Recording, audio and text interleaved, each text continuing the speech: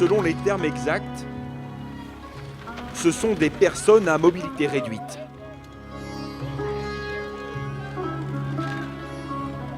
Ils sont 4 dans ces fauteuils tout-terrain. Sabine, Dominique, Jeff ici, casque sur la tête, et Claude. Et Claude, Ouais, on va pas aller vite. oui. On va essayer de rouler. rouler tous ensemble. Ouais. On va pas vite, on promis. Ils se lancent pour 21 jours de trekking dans une des régions les plus exigeantes de la planète, le Mustang, au cœur de l'Himalaya. Le sable, la poussière, les rochers, l'eau aussi. C'est le décor aride et sauvage qu'ils ont choisi pour ces drôles de vacances. Avec autour d'eux toute une équipe soudée, dans une aventure sportive, une aventure humaine surtout. Et sans même s'en rendre compte, ils lancent un message à tous ceux qu'ils croisent. Allez, reprends ton souffle, mon grand. La vie gagne, Hein? toujours.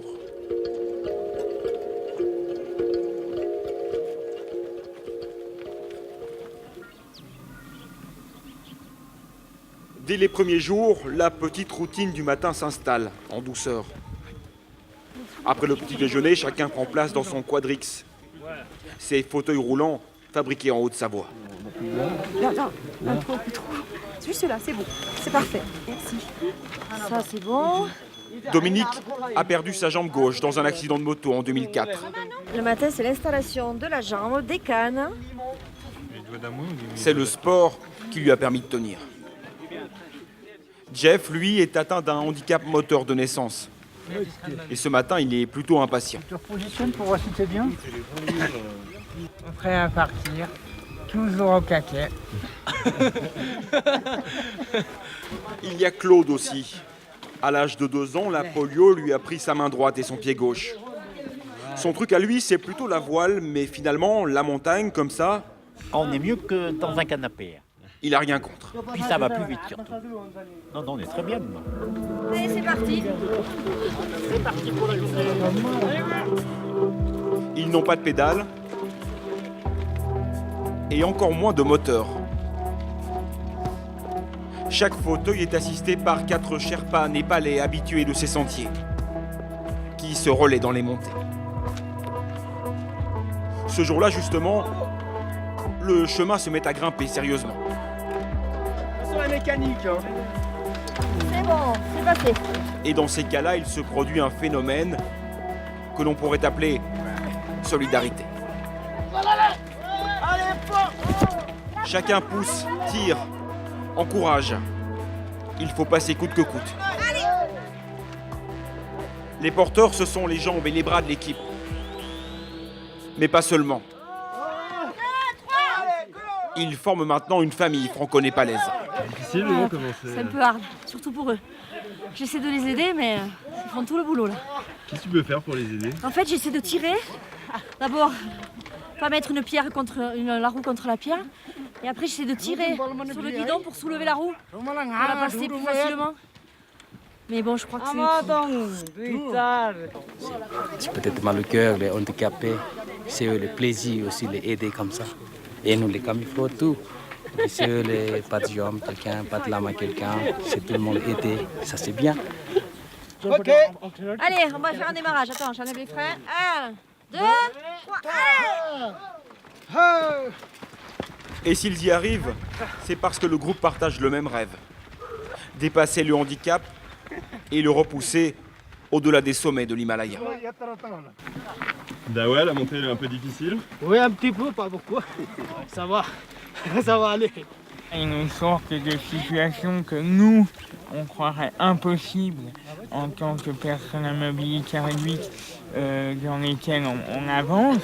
Et puis, moi, je vois qu'avec eux, tout est possible. Si Dominique, la casse-cou de la bande, aime bien quand ça grimpe, il y a quelque chose qu'elle préfère encore. Allez, go! Allez, prêt? Les descentes. Caméra vissée sur la tête.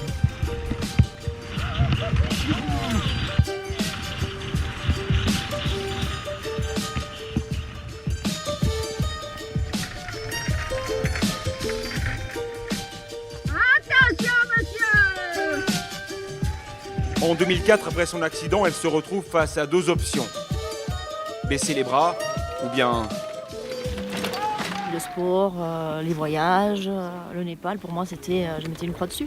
Et en fait, on s'aperçoit que j'étais déjà sportive au départ. Et en fait, le sport m'a beaucoup aidé à remonter toutes les difficultés qu'entraîne de vivre avec une jambe, quoi. Mais venir ici, c'est quand même exceptionnel. Quand même. C'est une chance. Je pense qu'il faut qu'on soit conscient que c'est vraiment une grosse chance.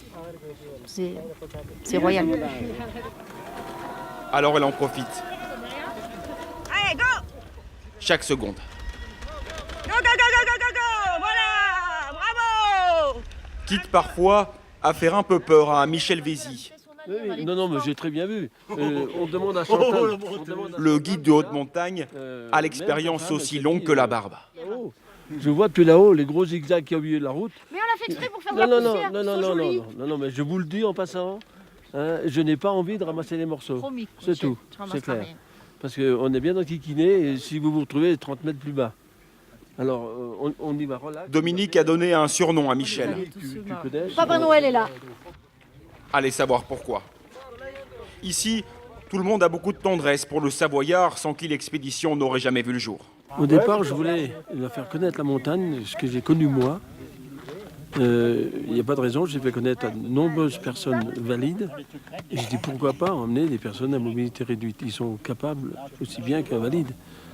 Alors donc, il suffit d'avoir des machines adaptées. Et puis on fait pareil.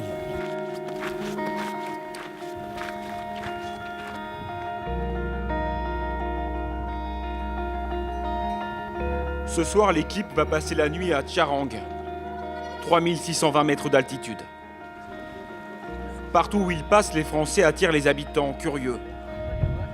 Dans ces villages reculés du Népal, rien n'existe, aucune infrastructure pour les handicapés, rien du tout. Oui, on le voit, oui, il manque un œil. Ouais, mais moi, il me manque une jambe, vous voyez, pareil. Ils sont souvent obligés de rester chez eux. Alors ces drôles de fauteuils font sensation.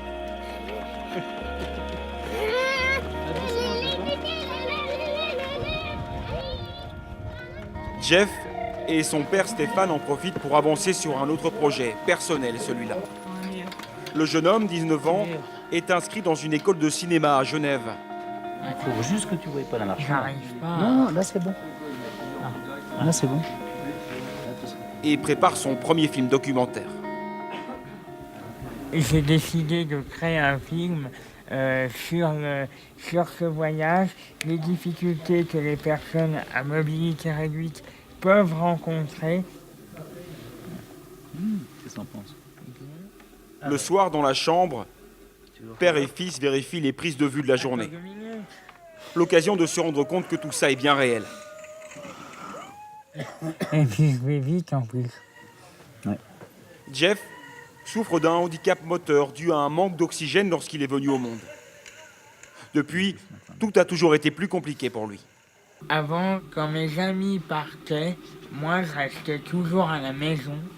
Je sortais des fois pour aller voir des pièces de théâtre ou faire d'autres choses, mais je faisais jamais de VTT, j'avais jamais de sensation que les autres avaient. Et puis quand Michel m'a dit « Est-ce que tu veux venir avec moi ?» et j'ai tout de suite sauté dans ses bras en disant « Oui, j'y vais, hors de question de passer à côté ».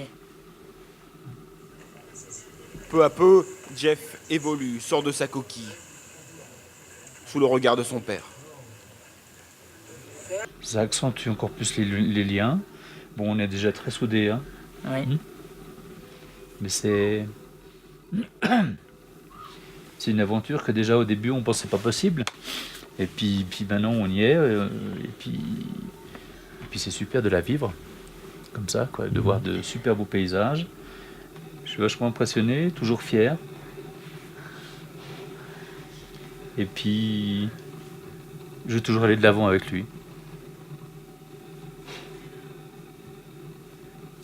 Et moi, je veux toujours aller de l'avant aussi et prouver à ceux qui pensent que je suis un raté que je peux avancer et y arriver. Et que je serai gagnant.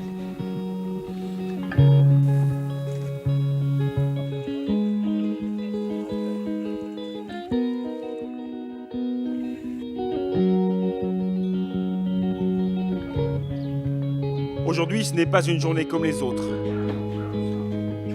Les ascenseurs népalais. L'équipé va trouver sur son chemin un col à plus de 4000 mètres. Point culminant du trek. Et pour la première fois, le groupe croise sur son chemin d'autres randonneurs, français, eux aussi. Alors, les impressions? Super. Vous allez trop vite. Bravo. Ça doit être des sensations fantastiques. Hein. Fabuleux. Hein. Mais alors, il y en a deux qui sont un peu plus casse-cou que... Les deux premiers, là, par exemple. Légèrement, à peine. Le premier mot qui me vient à l'esprit, c'est l'émotion. Je suis ému devant cette organisation. Et je trouve ça fantastique. C'est dommage que ça n'existe pas, qu'il n'y en a pas plus. Parce que voilà, je vous parle et je suis ému de ce que j'ai vu, quoi. Voilà.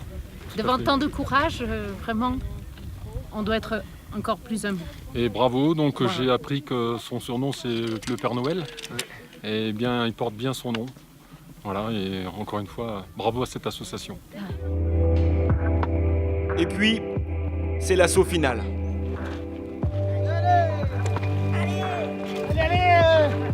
Il faut réunir tout ce qu'il reste d'énergie, mètre après mètre. Au cœur de l'Himalaya, ce n'est plus le moment d'admirer les paysages. Allez les gars, ouais, bravo. Ouais, 4000.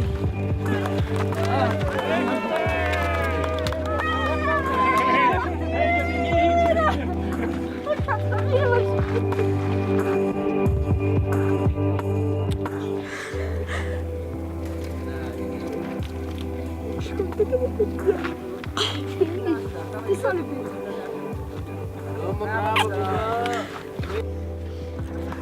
Bravo.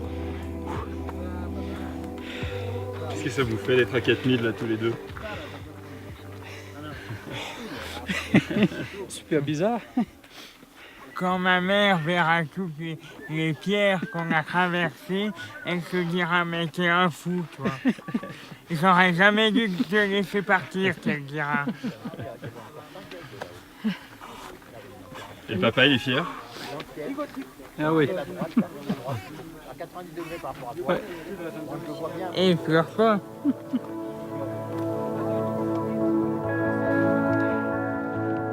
Ouais.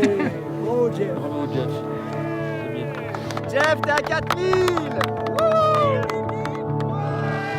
Une petite revanche sur la vie.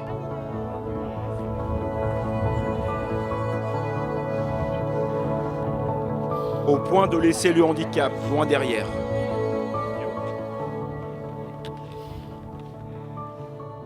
Moi, je suis pas handicapé, moi. Ouais. Non. Non, Moi, j'ai eu la polio quand j'étais gamin, donc je me suis jamais vu handicapé, en fait. Donc, moi, je vis ma vie, point final. Hein. Donc ça fait partie des meilleurs moments, point final. Mais le handicap, pour moi, j'y pense jamais. J'y pense jamais. Le handicap, il est dans la tête. Hein. Ce message sera dédié à tous les médecins qu'on dit que je ferai rien. Les enculés. On mettra un bip. Coupé, voilà, oui.